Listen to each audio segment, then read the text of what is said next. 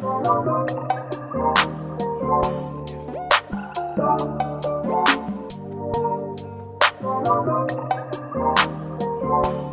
you guys, so to start us off, I'm going to be showing you the hair that I'm going to be working with today. And today I'm using the Royal Touch Brazilian Pineapple Wave hair. It's 10A hair, you guys, which means the higher the grade, the better.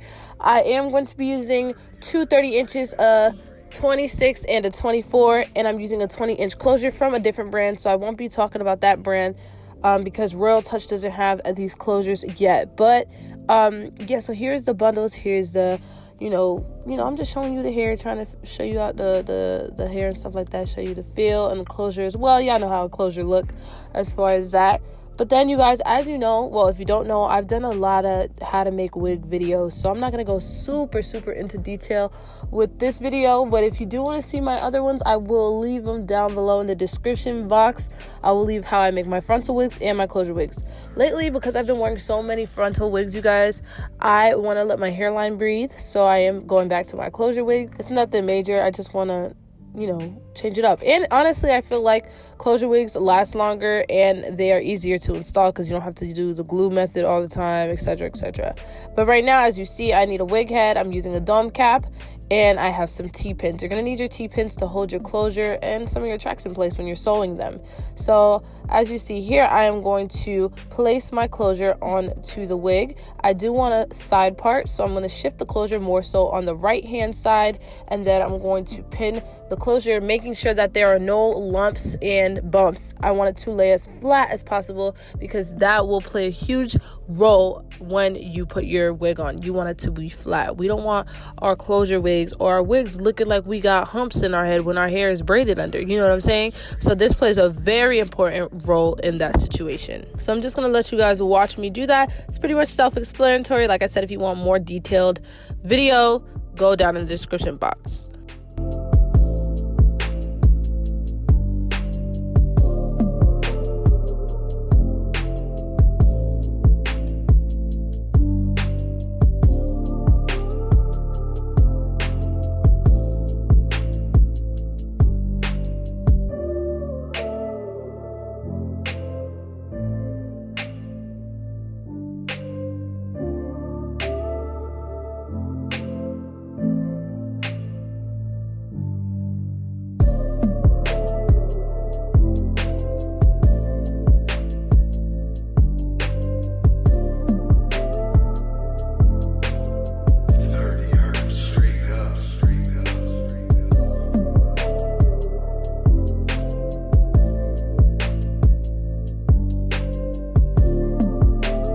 So now that our closure is in place, we are going to sew around it and make it secure. And the reason why you always want to sew your closure or frontal down first is so that you know how much space to work around and how to place your tracks, because that depends on how the closure is sewed down.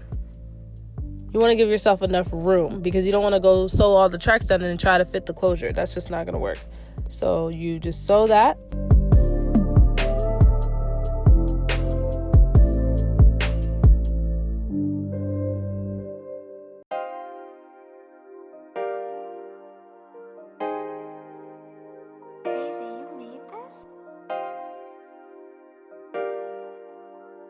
Then you're going to want to pin your closure or frontal out of the way because you got a lot of sewing to do now and you don't want that hair to be all up in your grill, all up in your way. So now I'm going to take my first bundle. I'm taking my 30-inch bundle. And now, you guys, I did OD with the bundles in this hair. You don't need 4 bundles, but if you want that really full look, go for 4 bundles. You do not need 4 bundles. I repeat, you do not need 4 bundles. It was a lot for me to squeeze these 4 bundles onto the wig, but I made it work. But you honestly do not need 4 bundles unless you want that real full look that I had. And again, you guys, I got this hair from Beauty Exchange Orlando.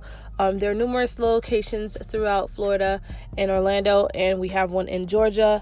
Make sure you go to Beauty Exchange Orlando's Instagram page to get more information, as well as my Instagram page to see the hair on me as well. I do live streams at the store, and I really like to help you guys. So if you're in the Orlando area and you're one of my subscribers, come say what's up to me at Beauty Exchange Orlando so I can help you, or so we can just chit chat. But that's besides the fact. So back to the wig. So I'm going to sew my first tracks. I'm going to go back and forth, You know the drill. Well, if you don't know the drill, like I said, go watch the last video. But yeah, I'm gonna let you watch it.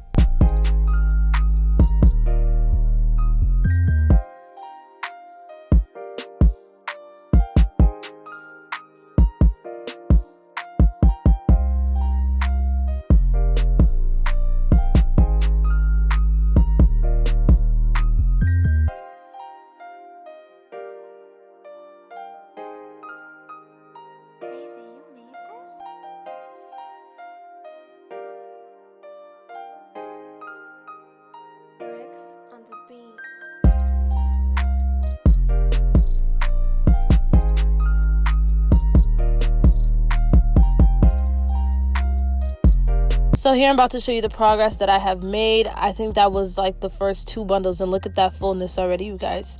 I think I either had 1 more bundle or a bundle and a half. So that's why I was saying you don't need 4 bundles. So I think actually this is the last bundle, and this is the 24-inch bundle, and we are going to go in with that and finish the wig up. And if you want to see how I install this wig, how I lay my baby hairs, you have to check out the other video. But this is just how I made the wig.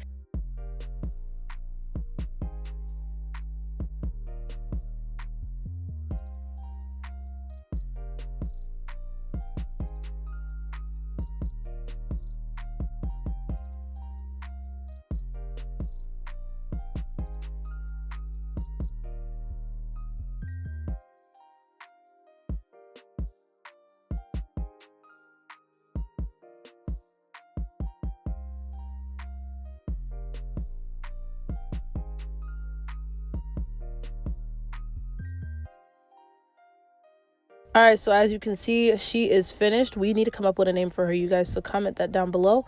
But then you want to cut the lace in the front off and the lace that's under the cap. This is a very important step, you guys. You have to cut the lace under, not the lace, I'm sorry. You have to cut the rest of the black cap from under the lace that you just sewed down. So you see where my hand is? That's where we're going to cut because we want our scalp to show through. We want it to look like scalp. We don't want it to be black. I didn't bleach the knots in this closure because when I'm doing this type of flip over method kind of thing that I do with my closure wigs, I don't like to bleach it because that makes the part more obvious, and I just want a flip over method. So if you want me to talk more about that method, how to make a closure wig without having to bleach the knots, then just let me know. But yeah, you guys, so here it is and it's done. Come up with a name for her, y'all. Thanks.